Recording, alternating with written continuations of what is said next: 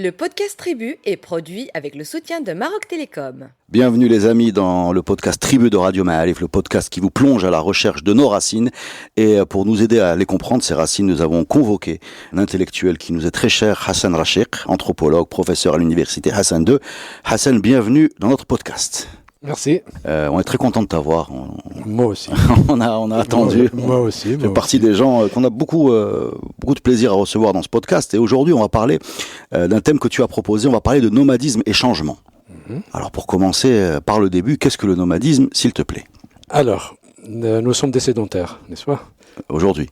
Non, mais nous sommes aujourd'hui, bien sûr. Aujourd'hui, des sédentaires. À présent, nous sommes des sédentaires. C'est un mode de vie qui est fondé essentiellement sur la mobilité. Et puis, c'est un mode de vie qui est une sorte d'adaptation à un milieu ingrat. Ça peut être désertique, steppique, mais en gros, là où la pluviométrie est très très faible. Donc ce n'est pas uniquement un choix intellectuel ou un choix culturel, c'est une manière, pour certains groupes, au Sahara, dans les grandes steppes, les hauts plateaux au Maroc, de s'adapter à un milieu ingrat. Donc nomadisme, ce n'est pas une culture, on caractérise pas forcément la culture du groupe. Un nomade peut être berbère, peut être musulman, peut être tzigan, etc. Donc c'est uniquement un rapport au sol. Mobilité. Et dans le cas du nomadisme au Maroc, c'est mobilité qui est en rapport avec la production pastorale. D'accord, avant de rentrer dans les détails de ce nomadisme, dans quelle mesure il a été important dans notre histoire? C'est-à-dire en termes de masse. Voilà. Si on prend les Marocains dans le passé, est-ce qu'on peut dire que le pays était majoritairement nomade, partiellement nomade, très minoritairement nomade? Ça concernait combien d'entre nous? C'est très difficile. Les premières statistiques, c'est 1936. Et qu'est-ce qu'elles disent? 1936, les nomades étaient relativement nombreux. Donc vous avez toute la partie entre un peu Ain Ben Mtar jusqu'à Figuig. Vous avez également de l'autre côté, enfin pas de l'autre côté, mais au sud du Maroc. Vous avez les sédentaires, mais il y a une majorité qui était des transhumants. Et ça, c'est un autre mode de vie. La transhumance, c'est uniquement, vous n'êtes pas sédentaire, mais vous n'êtes pas non plus transhumant. Mais vous avez des saisons de déplacement, saison d'été par exemple, ou saison d'hiver. Donc vous avez deux types d'habitats. Un habitat d'hiver et un habitat d'été. Les Aitata, par exemple, l'été, ça va être les montagnes vers Azilal, etc. Et puis l'été, ça va être vers Zagoura. Donc tu as 300 km, 350 km, un espace où ils sont très difficiles. Très difficile. Je ne sais pas même si on peut avoir des statistiques pour dire.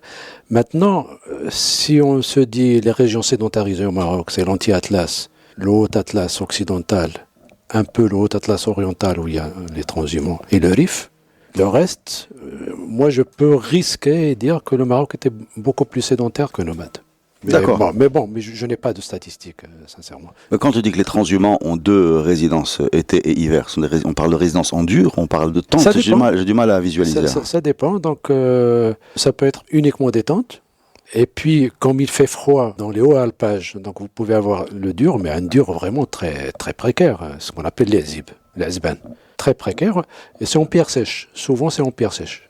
Donc, tu as deux types d'habitation. L'habitation principale des Aitata, c'est la tente. Ils se déplacent avec une tente, ils ne peuvent pas se déplacer. Mais là où il fait froid, tu as ce qu'on appelle les azib, c'est des maisonnettes en pierre sèche. Mais c'était pas des sédentaires au sens du Haut-Atlas, au sens de l'Anti-Atlas, avec des villages compacts, etc. Donc, il y avait quelques petits villages, mais c'était insignifiant dans cet espace-là.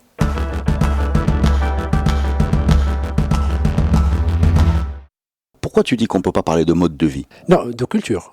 D'accord. Pourquoi on ne peut pas parler de culture? On ne peut pas parler de culture parce que c'est un rapport au sol. Les nomades eux-mêmes distinguent, on a parlé des noms, comment ils se nomment, comment ils s'identifient. J'ai travaillé sur l'Ibn Ghil, confédération tribale Ibn Ghil. Ils étaient 13 000 habitants en 1936. Enfin, les statistiques, le recensement de 1936, c'était pendant la période coloniale. Et donc, il y avait deux mots qui les désignaient, pas uniquement l'Ibn Ghil, mais tous les nomades. Il y avait le mot rhal, qui veut dire nomade. Il y avait le mot arab, qui est proche de arabe, que les Français, les francophones traduisent par bédouin. Donc, quand vous êtes rhal, par exemple, vous pouvez rester rhal tant que vous êtes nomade. Mais le mot arabe ne disparaît pas, même si vous n'êtes pas nomade. Vous avez une culture du nomadisme. Par exemple, la classification du paysage, comment nommer le paysage, classification des moutons, les valeurs, le rapport au cheval, et ainsi de suite. Ça va disparaître avec la deuxième, troisième génération. Mais la première génération, même celle qui s'est fixée dans les petites villes, à Bouarfa, à Tendrara, tu lui dis est-ce que tu es arabe, il va te dire oui, je suis arabe. Tes fils, moi, non, ils sont à l'école. Même mes petits-enfants maintenant ne reconnaissent pas le chameau. Quand il y a un chameau sur le truc, là c'est une anecdote, un nomade qui était un peu dépité en me disant ça, son petit-fils identifiait le chameau en le nommant Bagra, vache. Et pour lui c'était La fin. c'était vraiment le summum de la fin de l'arabe. Le mot arabe, les bédouins. Donc il y avait cette distinction entre être rahal, les États peuvent être rahal, ils sont berbères, et ainsi de suite. Donc. Mais la caractéristique culturelle, elle est différente. Il n'a rien à voir. Il n'a rien à voir, il a très peu de choses à voir avec le nomadisme. D'accord, c'est une distinction qui est nouvelle pour moi. Rahal et arab. Ouais, je découvre. Ils peuvent être, comme j'ai dit... Parce que pour moi, Rahal, c'est le nomade, point. C'est-à-dire quand on va vers Zagora, etc., qu'on discute avec des gens qui viennent de ce milieu-là, qui disent « Rahal ». C'est-à-dire ce sont des nomades. Oui, mais ça, c'est en caractérisant le rapport au sol. Oui, maintenant, c'est-à-dire la tente, le chameau. Voilà, maintenant, si on va dire, quelles sont les valeurs, les cérémonies de mariage, quel type de chansons, quel type de poésie, là, tu vas trouver d'énormes différences entre les tribus nomades arabophones et les tribus transhumantes ou nomades sahraouis, etc., etc. Quand tu parles des tribus nomades arabophones, est-ce que ce sont les descendants des fameux Hilaliens qui sont arrivés du temps des Almohades? Une bonne partie. C'était vraiment les confins, et c'était même des ennemis des États et d'autres, etc., oui. On peut dire ça, mais c'est très difficile. Donc, oui, bien sûr, c'est pas des maths. C'est pas une généalogie. Non, c'est pas une généalogie. Avec un état civil, etc. Donc, mais on peut dire ça, oui. Il faudra rappeler ça, bien sûr. Il y avait des tribus nomades qui sont venues de l'Orient. Les plus connus, les plus célèbres, c'est Bni Hilal, mais il y a Bni Solim, mais il y a d'autres. Bni Maqil, qui sont aussi importants. On a du mal, on a parlé avec les historiens sur ce point-là, qui nous ont raconté cet épisode-là, qui s'est plus ou moins passé pendant les Almohades. On a du mal à évaluer l'impact démographique, parce qu'apparemment, ce sont des grandes tribus, enfin des grands contingents qui ont été installés autour des villes, des garnisons pour en faire un petit peu une armée, mais qui ont eu un grand impact sur la culture de notre pays, etc. Mais on a du mal à voir si on parle de 20 000, 10 000, 100 000... En tout cas, moi, je ne suis pas historien, donc j'ai travaillé sur des nomades depuis, on va dire, 1845. Voilà, les anciennes archives sur les Bni Ghil, c'est 1845. C'est le traité de Mernia entre le Maroc et l'administration coloniale française. Bien sûr, sur l'histoire, il y a des historiens qui ont fait un peu l'histoire des hautes steppes, de Figuig. Mais moi, j'ai travaillé sur le nomade. Le plus important, c'est les années 70 et les grands changements à partir des années 70. Alors, on va parler des années 70, mais juste avant, j'aimerais bien un petit point sur cette histoire du traité de Mernia. Donc, c'est un traité entre le Maroc et la France, c'est bien ça? La France, l'administration coloniale, oui, en Algérie. Voilà, puisqu'il faut rappeler que la France était installée en Algérie à partir de 1830. Oui. Le Maroc quasiment a subi le protectorat un siècle plus tard. Oui. Et donc le premier traité qui concerne les frontières a été signé entre l'administration française coloniale et l'administration marocaine. Exactement. Pour fixer la frontière. Cette frontière-là... Une partie de la frontière. Voilà, la frontière nord. Exactement. La frontière nord, donc entre Oujda et Tlemcen, etc. Jusqu'à Tanit Sassi, ce qu'on appelle Tanit Sassi, chez mes nomades, je vais les appeler mes nomades parce que je les ai connus pendant 2 ans et demi, 3 ans. Alors quel travail tu as fait avec ces nomades? Alors, dans ce traité, on les appelle arabes, en arabe. D'accord. Arabes Bani Ghil.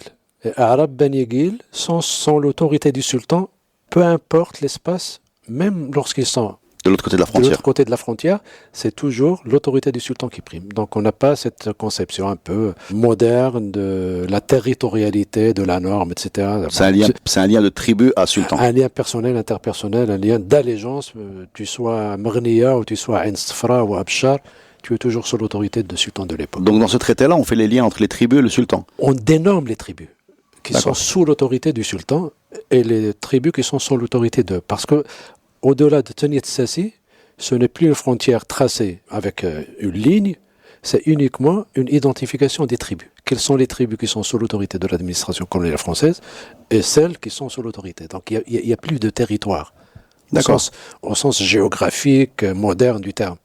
Mais ça pose pas de problème. Est-ce que ces tribus ont été consultées ou comment s'est passée la division? Je ne pense pas. J'ai pas bossé sur ça. C'était sur les archives, donc les archives, on ne peut pas les faire parler, on ne peut pas leur poser toutes les questions. Donc, moi, ce qui m'intéressait, c'est juste identifier l'idée de l'espace territorial à l'époque pour des nomades.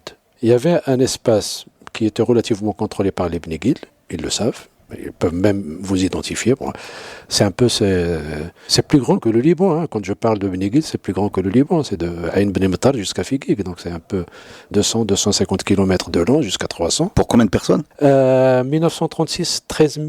Et juste après, je me rappelle plus, mais le dernier recensement, à l'époque, lorsque je faisais mes enquêtes, 84, ça va être à peu près le double. Je ne suis pas sûr. Donc un territoire grand comme... Je peux vous l'envoyer. Non, mais un territoire grand comme le Liban pour 13 000 personnes, ça veut dire qu'il y a de la place. À l'époque, en 1936.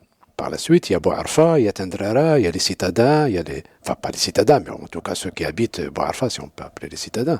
Donc, par la suite, on ne peut plus parler uniquement de nomades. Il y a déjà une préfecture avec les fonctionnaires, avec les étrangers, etc., etc.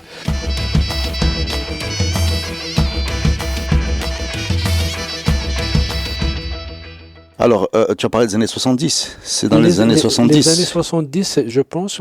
Enfin, je dois préciser que j'étais parti comme consultant. Je n'étais pas parti pour écrire un livre. Donc, c'était une consultation avec Abdullah Hamoudi, Abdullah Ben Sherifin, géographe, et Mohamed Touzi, qui nous a rejoint un peu une année plus tard. Nous avons fait la consultation, et puis bon, je me suis dit, bon, j'ai assez de matériaux.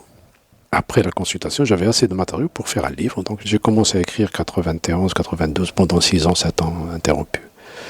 Ce qui m'a frappé à l'époque, c'est que les gens eux-mêmes, chaque fois que tu leur poses des questions sur tel ou tel changement, telle ou telle rupture, ils te disent Sebaïn.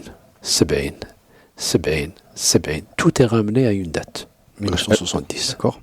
Qu'est-ce qui s'est passé en 1970? Alors, 1970, quand est-ce que vous avez commencé à vendre vos chameaux, à abandonner les chameaux? À partir des années 70, bien sûr, avec les statistiques, etc. Nous avons quelques 2-3% qui ont vendu avant, etc. Mais la majorité a abandonné, en gros, les chameaux à partir des années 70. Le chameau et le nomade, c'est des jumeaux. Oui, l'un ne va pas sans l'autre. Quand tu abandonnes le chameau, ça veut dire que tu as abandonné un mode de vie.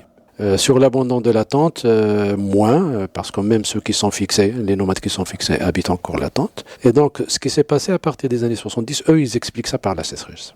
La sécheresse des années 70, qui était terrible, qui était terrible à l'époque. Bon, moi, je suis chercheur. Je me dis, bon, écoutez, vous êtes nomade, la sécheresse, c'est un peu banal. C'est pas la première, disons. Donc, j'ai fait un peu l'histoire des sécheresses de 1920, avec des noms que j'ai oubliés. Donc, Am Boulgron, Am ceci, Am cela, etc. Et c'était des sécheresses. La dernière, qui était un peu générale au Maroc, c'est 1940-1945, Am le Boun, etc.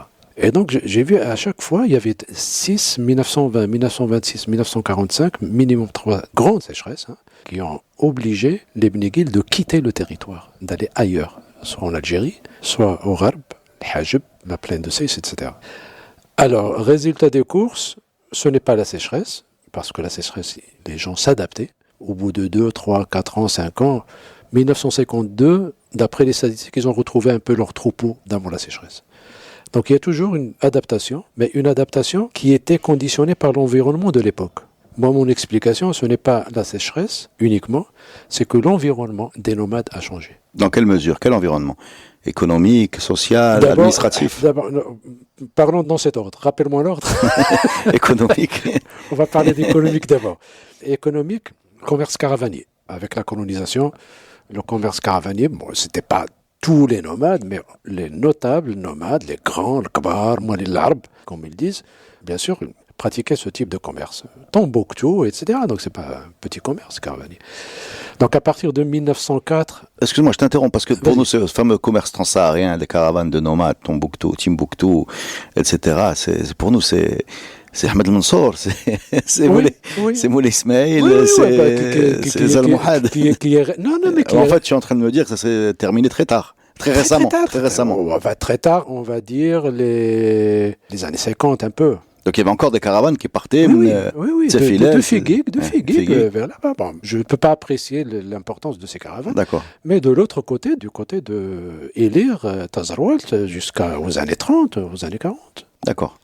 Et donc même une partie, mais bon, ça je l'ose, je le dis, ça reste à vérifier, qu'une bonne partie de ces gens-là, qui avaient une certaine compétence de le commerce caravanier, se sont convertis et sont venus à Casablanca, à Oran ou à Marseille pour faire du commerce et du grand commerce ou du petit commerce. D'accord. Donc, Donc la compétence des soucis, etc., surtout les Aït Mzal, n'est pas venue avec la colonisation. C'est un héritage ancien. Donc les gens savaient faire un peu de comptabilité, etc., etc. Tu es en train de nous dire que le fameux épicier Souci, qui est un vrai réseau national et international, qui s'étend jusqu'en Belgique, en France, etc., est l'héritier quelque part de ses ancêtres qui commerçaient. Au début, par la suite, la boule de neige... Non, mais il est mais conceptuellement l'héritier de ses ancêtres qui commerçaient avec le Sud. Les précurseurs. D'accord. Parce qu'après, c'est une autre logique. Hein, quand tu le sais, quand les premiers adoptent, et puis les seconds, il y a deuxième, troisième génération. Je le dis avec beaucoup de réserve. Un livre sur un grand souci vient d'être traduit en arabe par l'IRCAM, pour ceux qui s'intéressent à ça. North of the Trade, de John Waterbury. C'est une biographie d'un grand commerçant, c'est Ibrahim, de Darb Omar.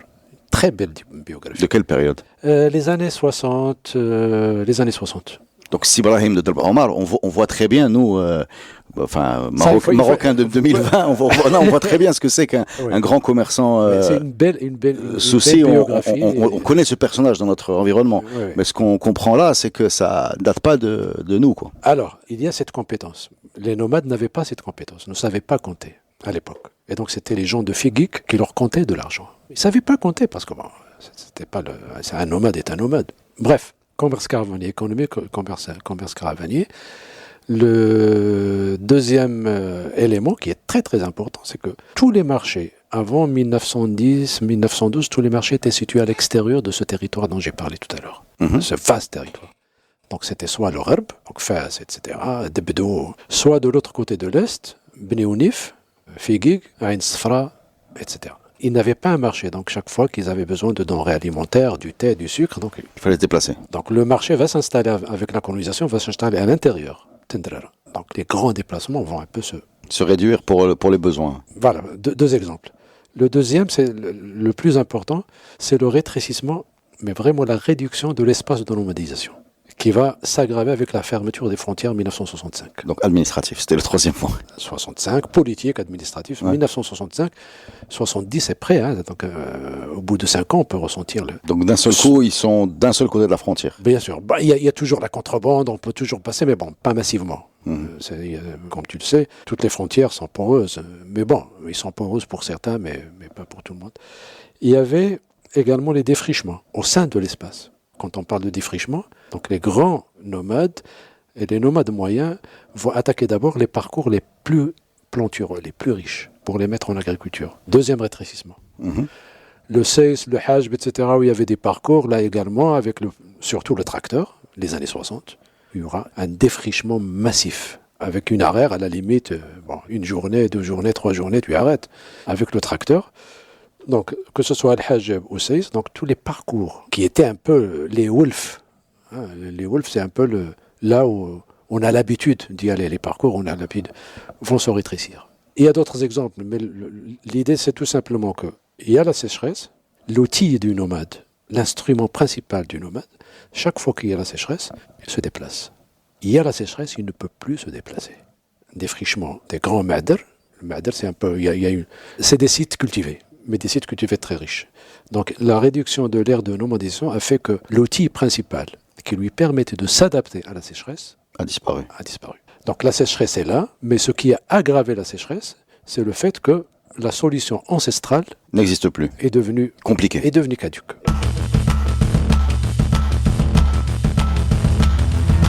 Il y a le chameau, il y a le douar. Le chameau en tant que moyen de déplacement, mais le douar en tant que cadre de déplacement. Le douar, c'est un mot un peu courant pour dire village au Maroc, mais chez les nomades, c'est un groupement de tentes, on va dire une association économique. De quelques familles. En gros, ils peuvent être familles, j'ai travaillé sur ça, ils peuvent être familles comme ils peuvent ne pas être familles. Mais souvent, c'est des familles.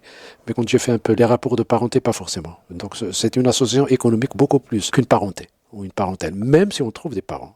Tous les parents ne font pas partie du même douar, parce qu'un douar va comprendre une huitaine, une dizaine de tentes. D'accord. Pour le déplacement. Donc il y a le douar qui va disparaître également les années 70. Tu lui dis, bon, quand est-ce qu'a disparu le douar? C'est bien. Donc douar, soyons clairs, un douar, c'est pas le village qu'on connaît, c'est une association de tentes, c'est un camp, une sorte de camp. C'est une association économique, un groupement de tentes qui sont groupés pour, bien sûr, se déplacer en commun. Une fois qu'il y a le campement, bien sûr, il faudra au moins garder une certaine distance de 4-5 km, même si c'est un douar. 4-5 kilomètres entre le voisin, donc, parce qu'on a souffert pour l'enquête. 7 kilomètres, 8 kilomètres, Non, 7 kilomètres entre un douar et un autre. Là, le douar, moi, nous sommes 8 frères et 2 sœurs, et peu importe, et voisins et cousins, etc. Nous nous déplaçons en commun. Une fois on arrive au parcours, on se disperse.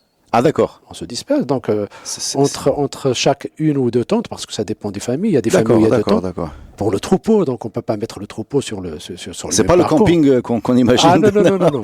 C'est pas- Ça peut se trouver dans certaines photos lorsqu'ils moissonnent. D'accord. Ils ne sont pas là pour Donc, dans le douar, entre la famille et son voisin, 7 kilomètres. 7 kilomètres. Et nous, on a souffert, je l'ai dit, on a souffert parce que pour faire les entretiens, les questionnaires, etc., donc il faut vraiment se déplacer. On s'est beaucoup déplacé. Et une fois, j'avais un malentendu avec un nomade. Je lui ai dit, tu m'as dit c'est prêt. Et puis nous, on a fait une quinzaine de kilomètres avec la lanterne. Et j'ai raconté ça. J'ai dit, écoutez, le Cheikh X et le Cheikh Y, voilà.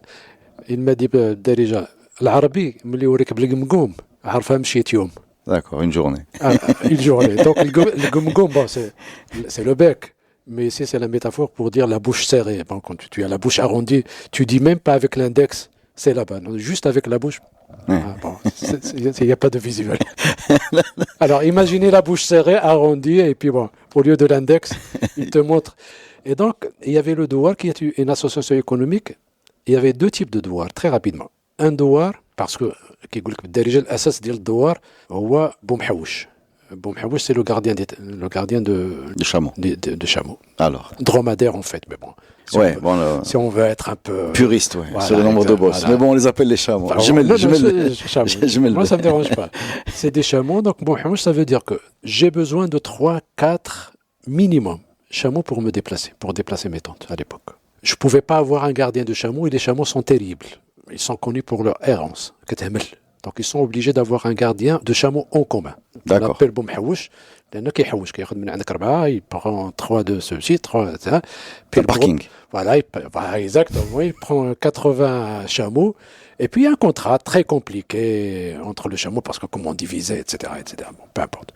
Pourquoi c'est compliqué? C'est pas à la tête? Non, quand tu as 4 et l'autre 3 et le gardien de chameau doit avoir 16 brebis. Suité ou pas suité, etc. Donc, comment on va diviser? Bon, non, c'est ça, c'est compliqué. Mais ça existe. Enfin, le calcul existe, il est très rationnel, etc. Non. Et puis, bon, ça peut ne pas intéresser. Non, mais c'est intéressant. C'est une technique. Alors, je vais faire un encadré, je te l'envoie. Donc, vous faites pas d'encadré dans ce podcast. Non, mais on peut donner un lien sur le tarif par nuit, par chameau, par brebis. Boumhaouch, et puis le même gardien est appelé Moulbel. Le nom change lorsqu'il a un contrat uniquement avec le grand. Le grand, c'est le grand qui a, je sais pas, 4 troupeaux, 4 fois 200, 300, 400, 4 bergers, un gardien, des indigents qui sont avec lui, des clients. D'accord, ça c'est le grand parking. Le grand. Et donc, Moulbel, il a un contrat clair avec le grand. Donc, 16 brebis, c'est 16 brebis, donc il veut lui donner 16 brebis. Et là, c'est intéressant. Tout à l'heure, j'ai parlé de l'arabe et Rahal. C'est important pour l'anthropologue d'entrer par le vocabulaire. Tu n'entres pas par le vocabulaire, tu peux rien comprendre à une culture, ni à un mode de vie. Boumhaouch, c'est la même personne qui s'appelle Ali. Aujourd'hui, il peut être Boumhaouch et demain, avec un autre, peut devenir Moulbel. Alors, ce qui est important pour le changement, c'est que le grand va sentir le vent. Les grands, ils étaient 13 ou 14% dans les années 70 à acheter le camion. Ils vont sentir cette réduction de l'espace. Ils vont profiter du fait de ce transport motorisé, le camion, pour acheter le camion, vendre les chameaux et passer au transport motorisé. Mécanique. Ouais. Passer au transport motorisé, ça veut dire que les grands, qui étaient relativement nombreux, même si c'est 13%, 14%, imagine, il y avait à chaque fois 8, 9 indigents. Ceux qui n'ont pas de chameau. Indigent, nomade, c'est quelqu'un qui n'a pas de chameau pour se transporter. Pour transporter sa tente. Ils étaient agglutinés, moyennant quelques petits services par-ci, par-là, etc. Et ils leur donnaient ce qu'on appelle le mniha. Le mniha, c'est une vingtaine de brebis, juste le lait, qu'il n'y ait pas de pain nu, donc du pain avec un peu de bol. Donc du jour au lendemain, tu as une partie de la population nomade qui va Paupérisé.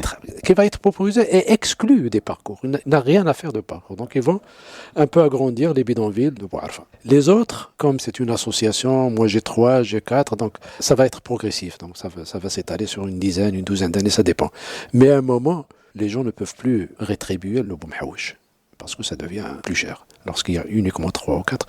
Et donc le douar, la disparition du douar, c'est à peu près les années 80, fin des années 70, début des années 80. Chameau, disparition du douar comme association.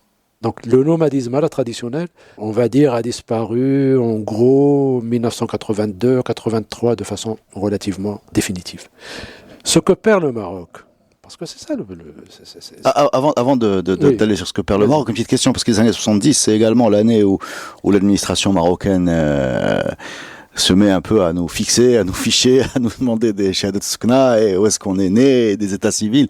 C'est complètement anachronique avec ce mode de vie. Il y avait des situations où la fixation était forcée par l'État. Je pense que c'était une fixation, je ne vais pas dire spontanée, mais bon, qu'on peut expliquer, mais qui s'est faite en dehors de l'État. Maintenant, est-ce que l'État a joué un rôle indirect dans la fixation des nomades et dans même l'adaptation à un nouveau mode de nomadisme? Oui, bien sûr. On peut en parler. J'ai parlé tout à l'heure des marchés. Il y avait la direction DPA, direction provinciale d'agriculture. Même les circonscriptions électorales, tu les fais avec un autre mode parce qu'il y a la mchicha, il y a le mqaddam, etc. Donc shahadat soukna, ça va être le mqaddam flani, Reda Allali, donc il est dans le mqaddam flani. Quand tu as une lettre, l'agent de la poste va la donner au mqaddam et le mqaddam va te chercher. Ça se fait même chez les sédentaires. Ah oui, bien sûr. Parce qu'il n'y a pas le numéro 10 et la rue 15, etc. Donc, c'est des sociétés où les personnes sont encore en contact. Les relations sont des relations interpersonnelles. On te connaît à 200, 300 kilomètres, si tu es marié, si tu as pris une seconde femme, ou si tu es divorcé, etc. Donc non, il y a d'autres moyens. Et puis le Maroc, tu sais, c'est nouveau pour le Maroc, ces questions-là. D'identification des gens à un territoire déterminé. Parce que l'histoire du Maroc, c'est que les gens étaient identifiés en tant qu'appartenant à un groupe, beaucoup plus qu'à fixer un territoire. Plus qu'appartenant à une rue. Oui, ça posait pas beaucoup de problèmes. Maintenant, bien sûr, avec la sédentarisation, ça pose un problème.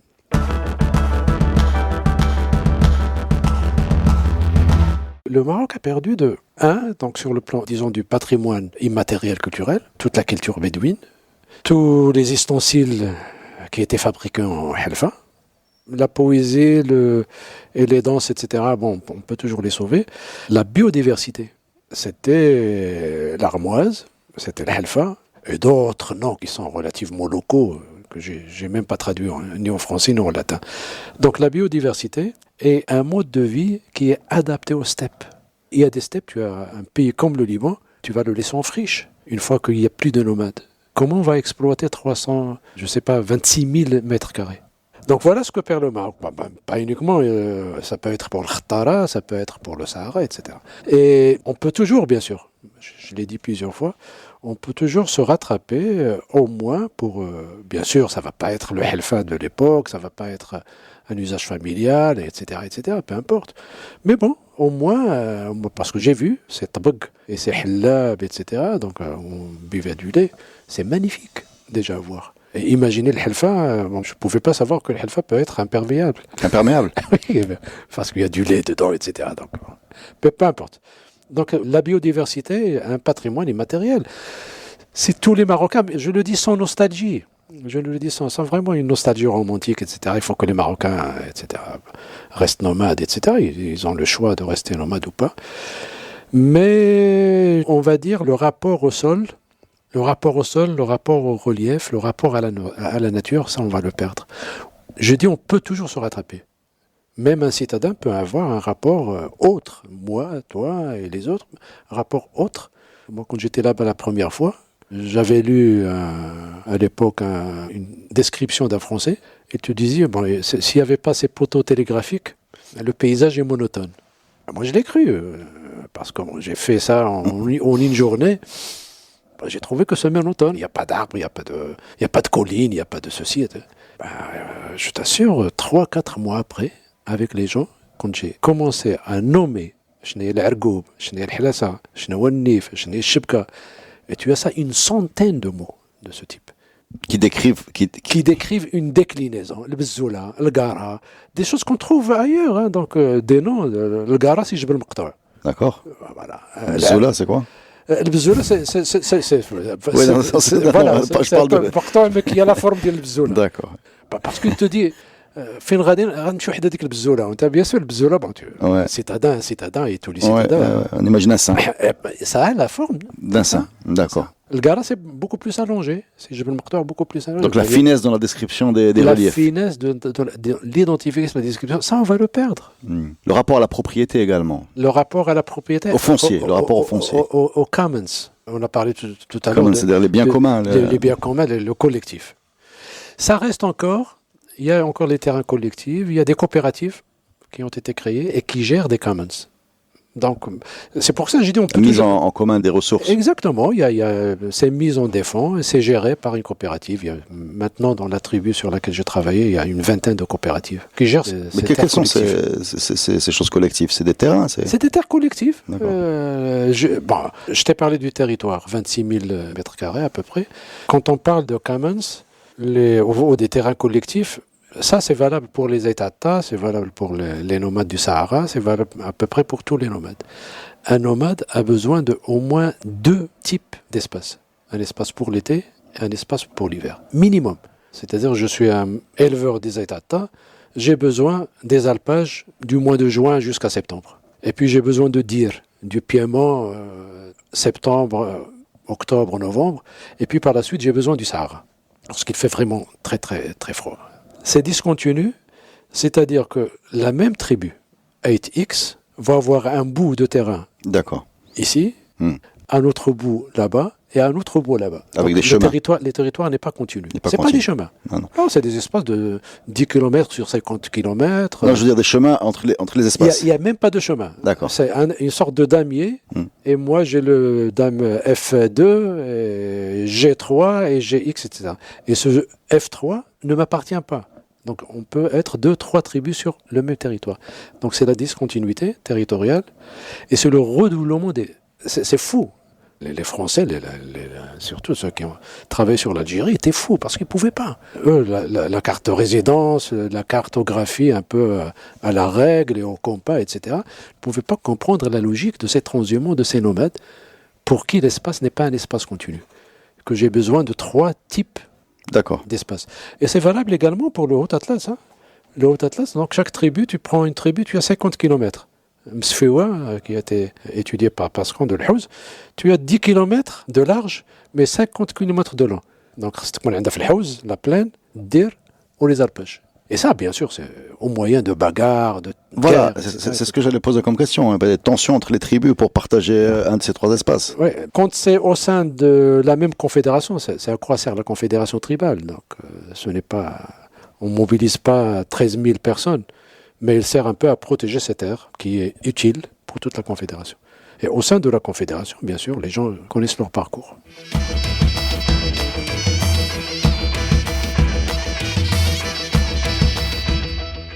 Parlons un petit peu d'adaptation de ces nomades à la sédentarité. Alors, pas vraiment la sédentarité, c'est vraiment l'adaptation à un autre mode de nomadisme, pour une partie. C'est-à-dire avec le camion. La tente, bien sûr, sera toujours l'habitation normale. Mais elle est sur le camion. Du nomade, oui, elle est sur le camion, transportée sur le camion, ou grâce au camion. Et donc, tu as les 13% dont j'ai parlé tout à l'heure, donc qui sont des nomades, ils ont leur camion. Alors, l'avantage, les chameaux ne sont plus là. Et ceux qui ont gardé le chameau, ils sont donnés en association, en gardiennage à 300 km, c'est juste pour le prestige, etc. Le nomade donc, va acheter le camion à partir des années, on va dire, 66, 67, les premiers, les précurseurs. Il y a toujours les précurseurs, il y a toujours ceux qui sentent. C'est intéressant de parler avec ces gens-là. Mais bien sûr. Ceux qui sentent, mais le reste, bon, il y a le camion pour continuer. Parce que le premier qui va oser acheter un camion, ça, il faut lui dire. À passer le permis. Oui, à passer le permis en plus. Et donc à connaître la mécanique, etc. Et comment enfler les trucs. C'est un saut culturel énorme, on n'imagine pas. Alors, il va acheter le camion. Donc, le grand avantage, c'est que, bon, maintenant que l'ère de nomadisation s'est réduite, que les parcours se sont appauvris, il y aurait toujours des niches, par-ci, par-là. Et les meilleures niches, c'est les niches qui se trouvent un peu loin des points d'eau. Le nomade doit rester près de l'eau. avec le mode de transport traditionnel, bah, on va trouver un peu autour de Agla, autour d'un puits, autour D'une oasis. d'Ardir, etc. Mais pas d'oasis. Ou si tu peux appeler oasis une verdure quelque part, mais pas sans habitation. D'accord. Sans habitation, on peut l'appeler oasis. Si on veut. Donc ça, c'est la première des choses. Même si c'est appauvri, donc il y a encore quelques parcours qui ne sont pas fréquentés, qui ne pouvaient pas être fréquentés à l'époque. Parce que maintenant, il peut transporter l'eau avec le camion. Donc il va acheter une citerne. Tu suis un peu comment l'évolution technologique. Comment les choses vont se copier. Ouais. Il va acheter une citerne parce qu'il va transporter je ne sais pas combien de cubes. Puis il est obligé d'avoir une autre citerne. Qui se met citerne. Ou l'autre citerne qui se met khazna.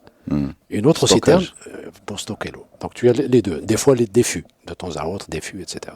Il va acheter des mangeoires. Parce que maintenant c'est la complémentation. Il ne peut plus compter uniquement sur les parcours.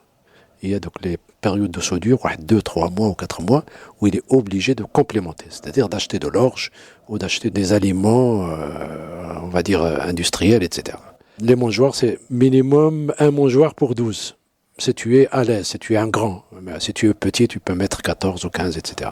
Et puis il va acheter Zriba, parce que Zriba, on ne la connaissait pas. Bon, d'autres connaissaient Zriba, l'enclos. Il va acheter Zriba et ainsi de suite. Bon, plusieurs qui vont alourdir encore davantage Sa mobilité. davantage de l'attente et sa mobilité. Donc, même avec un camion, il va se déplacer 2 fois, 3 fois par an. Même avec un camion. Donc, les déplacements vont être relativement rares. À côté du camion, tu te rappelles, le camion, c'est le grand avec les indigents. La charité, le meniha, il les prenait en charge. Avec le camion, il ne peut pas, donc, parce que bon, ça coûte cher. Puis, il ne peut pas les transporter. Les indigents sont partis, mais on forme un autre type de douar qu'on n'appelle pas douar, une unité pastorale, à côté du grand, qui sont des propriétaires moyens, 200, 300 têtes. Ils sont obligés de rester avec le grand pour le transport de l'eau. Pourquoi? Bah, c'est lui qui a le camion. Ah, bien sûr. Donc, lui, il va acheter uniquement une khazna. Il ne va pas acheter la citerne. Et moyennant, bien sûr, 200 dirhams par 15 km ou par 20 km, ce n'est pas gratuit. La charité du grand va s'arrêter une fois que... Donc le grand va devenir distributeur d'eau. Plutôt, il rend service. Ouais. Mais c'est un service payant. Bien sûr. C'est un service payant. Bon, c'est pas un distributeur. Bon. Oui, c'est pas, bien sûr, c'est pas une régie. Exactement. Bon, je crains que ça soit compris Non, comme non, ça. c'est pas la Donc, régie. c'est quelqu'un, bon, bien sûr, c'est toujours ses clients. Parce que bon, c'est quelqu'un qui va leur rendre service. Il faudrait être chanceux pour être accepté par un grand qui a un camion. Parce que ça ne doit pas non plus dépasser une dizaine de personnes. Parce qu'on ne peut pas camper dans une aire de 50 km². On ne peut pas camper à 20 tentes ou 30 tentes, etc. Donc ça va s'alourdir. Donc ceux qui vont continuer à nomadiser de cette façon, c'est les grands propriétaires de camions et leurs associés qui vont former une unité de 10 maximum, 10 familles, pas 10 tentes mais 10 familles. Le reste, ceux qui n'ont pas quitté le parcours mais qui ont fixé leur tente. Alors fixer leur tente, j'ai parlé tout à l'heure de Rahal. كتقول له واش باغي كترحل كيقول لك لا ما بغيتش كنرحل وليت غير كنتحول. D'accord, je change me de déplace. Je change de bivouac parce qu'il doit changer de bivouac pour des raisons d'hygiène, etc., etc. Donc il doit changer de bivouac, c'est 3 à 4 km. Donc il va faire le déplacement dans le même parcours, 3 à 4 fois par an. Il change. Chaque 2 mois, 3 mois, il change de bivouac. Ça dépend. Lui, il regarde si l'hygiène laisse à désirer. Et la même personne, pour le transport de l'eau et pour aller au marché, etc., il va acheter une charrette. Et donc tu as le camion, la charrette. Moi, à un moment, j'allais intituler mon livre Comme un reste nomade. Le chameau, le camion, la charrette. Exactement. C'était le bon et le truand. J'ai dit, tu arrêtes. Le bon, le truand et la brute. Ah ouais. Mais vraiment, le dromadaire, le camion et la charrette. Voilà. Parce que c'est les 3 moyens de transport qui sont significatifs de ce chamboulement d'un mode de vie. Comment on est passé du chameau, du douar, à l'unité pastorale, à l'individualisme de la charrette. Ceux qui, les charrettes, c'est vraiment, ils sont seuls. Il peut être proche de X, de Y, pour des raisons, disons, économiques ou pour des raisons familiales, mais ils ne font pas une unité pastorale, comme c'est le cas pour le propriétaire du camion. Donc voilà, et puis bon, ceux qui sont sortis, ça c'est une autre histoire, ceux qui ont émigré, ou ceux même qui se sont convertis à l'agriculture carrément. D'accord, qui sont devenus des agriculteurs.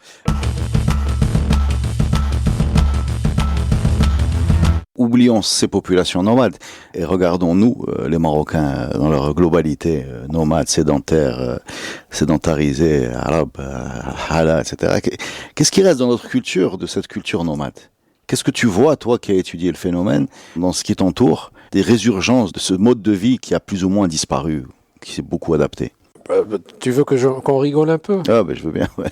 أنا دابا نخلي عشتك. Je l'ai comprise une fois que j'ai travaillé sur les nomades. دابا نخلي عشتك. عشتك. شنو هي نخلي عشتك؟ العشا, c'est la petite tente. D'accord, C'est une tente misérable. d'accord. Je vais la vider, quoi. Donc au lieu de dire خلي داربوك, Ah, d'accord. ça c'est sédentaire. Hein? نخلي عشتك, c'est... خلي عشتك, c'est nomade. D'accord. Non, je sais pas. Non. S'il y avait vraiment quelque chose, je serais parti tranquille. J'ai beaucoup appris chez eux. Comme j'ai appris chez les Berbères sédentaires dans le Haut-Atlas. Je le dis comme ça. Bon, j'ai pensé à ça plusieurs fois. Je pense pas qu'il va rester quelque chose.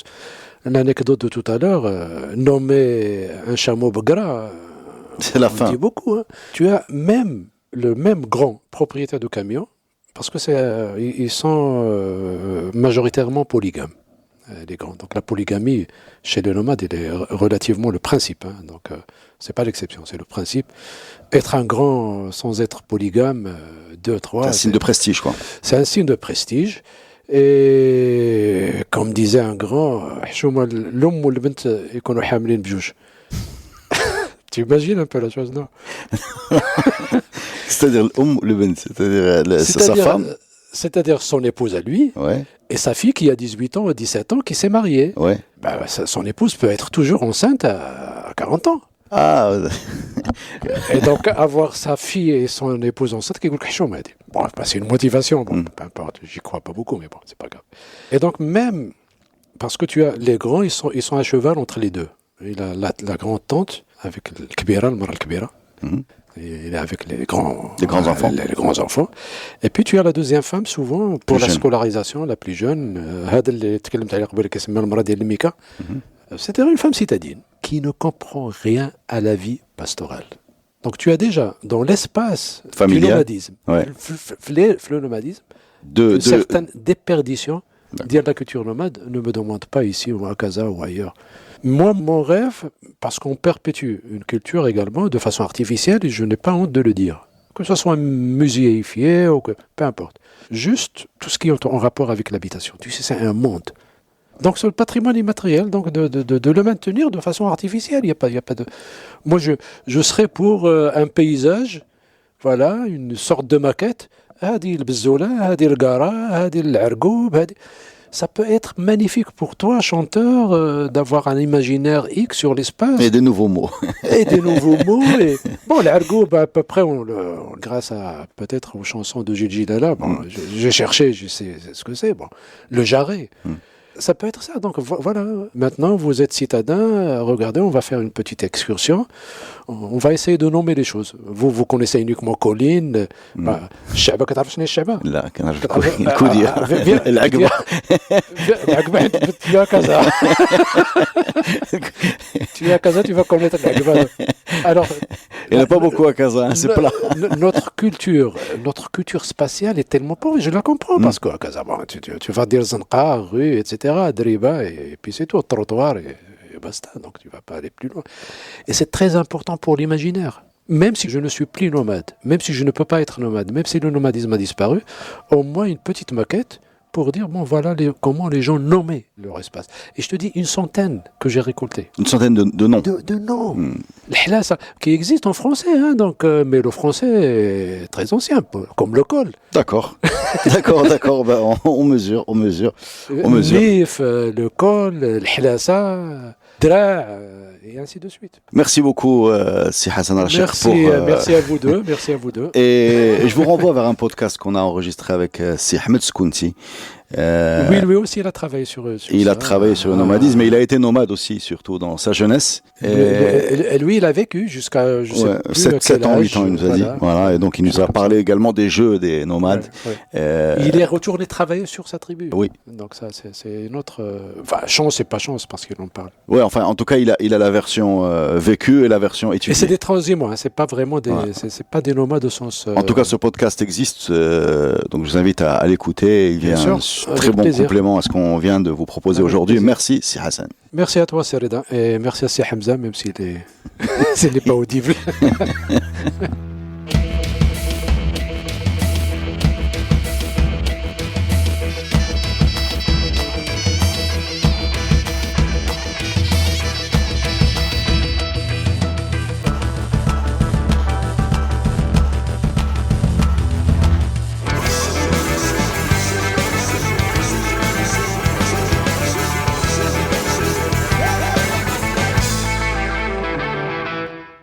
Le podcast Tribu est produit avec le soutien de Maroc Télécom. Maroc Télécom, un monde nouveau vous appelle.